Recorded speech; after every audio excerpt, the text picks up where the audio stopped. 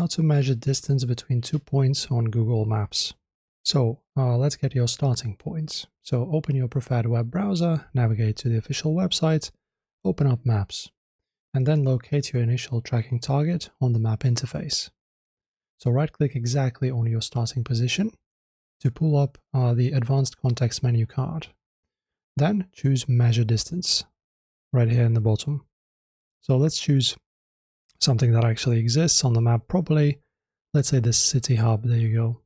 This one, right click and then measure distance. And then, as you can see, click on the map to trace the path you want to measure. Like this. So as you can see, we just choose a starting point, and then we choose the next point, and then our distance will be calculated.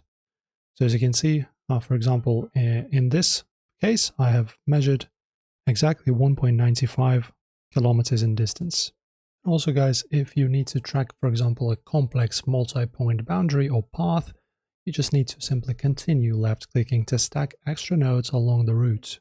So, for example, mine is right over here. I click again.